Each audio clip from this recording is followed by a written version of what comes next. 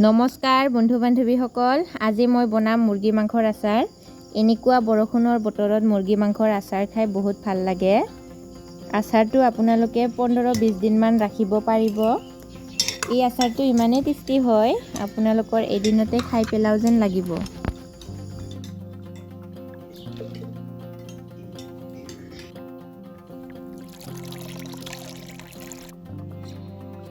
আচাৰটোৰ কাৰণে মই লৈছোঁ 300 গ্ৰাম মাংস। মাংসটোত হাড় থাকিব নালাগে। আপোনালোকে যদি বনাই হাড় নোহোৱা মাংস ল'ব। মাংসখিনি মই সৰুকৈ পিচ কৰি লৈছোঁ। আচাৰ বনাবলৈ আমাক লাগিব সৰিয়হ, জিৰা, সৰুকৈ কাটি লোৱা আদা, নহৰু কেইফুটমান আৰু পকা জলকীয়া আৰু ৰেড চিলি পাউডাৰ, নিমখ আৰু হালধি জোখমতে, মিঠাতেল লৈছোঁ, ভিনেগাৰ আৰু নেমু টেঙা। মাংসখিনি মই নিমখ, হালধি আৰু ৰেড চিলি দি আধা ঘণ্টামান মেৰিনেট কৰি থ'ম।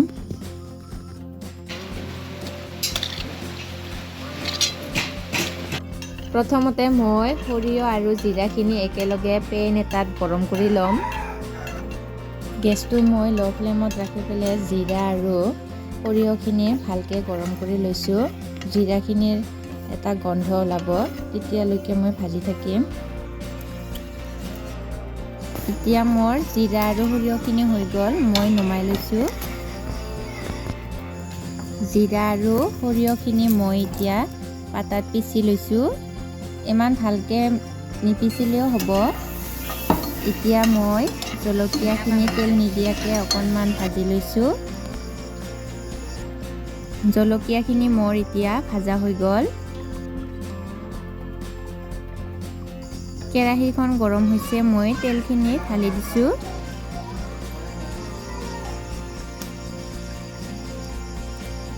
তেলখিনি গৰম হৈ গৈছে, মই মাংসখিনি দি দিছোঁ। এতিয়া মই মাংসখিনি ভালকৈ ভাজি ল'ম।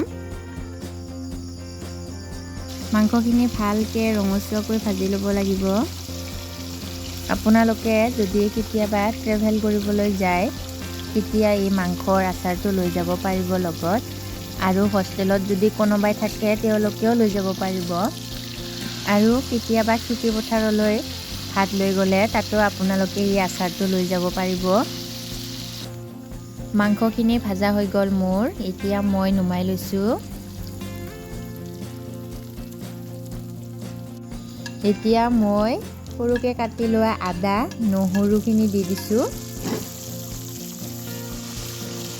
এইখিনি মই ভালকৈ ফ্ৰাই কৰি ল'ম।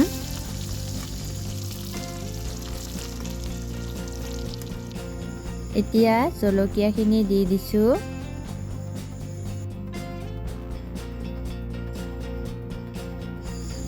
আৰু লগতে মই মাংসখিনি দি দিছোঁ।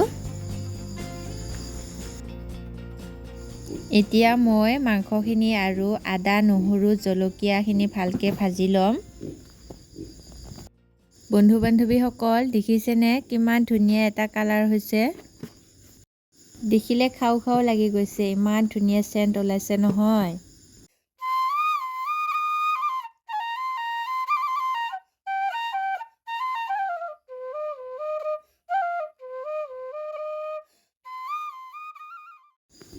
এতিয়া মই সৰিয়হ আৰু জিৰাখিনি দিছোঁ। জিৰা আৰু সৰিয়হখিনি দি মাংসখিনি ভালকৈ লৰাই দিছোঁ। ভালকৈ লগাব লাগিব। মাংস, সৰিয়হ, আদা, নহৰু আৰু জলকীয়াখিনি ভালকৈ মিহলাই ল'ব লাগে। তাৰপিছত যেতিয়া ভালকৈ লগ লাগি যাব নহয়, তেতিয়া মই গেছটো নুমাই দিম। এতিয়া মই নেমু টেঙা এটা ৰস উলিয়াই লৈছোঁ। আপোনালোকে গেছটো অফ কৰি ল'ব। তাৰপিছত নেমু টেঙাৰ ৰসখিনি দি আচাৰখিনি ভালকৈ লৰাই দিব।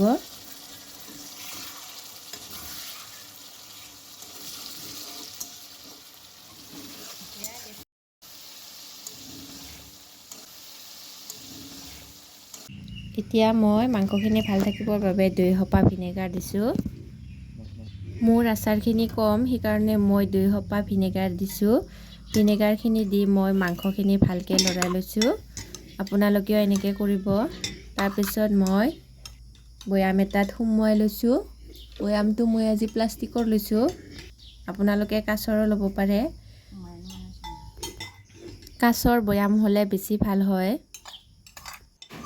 বন্ধু বান্ধৱীসকল ভিডিঅ'টো চাই কেনে পালে? যদি ভাল পালে লাইক, শ্বেয়াৰ, কমেণ্ট আৰু লগতে ছাবস্ক্ৰাইব কৰিবলৈ একেবাৰে নাপাহৰিব। আজিলৈ ইমানে, বাই বাই।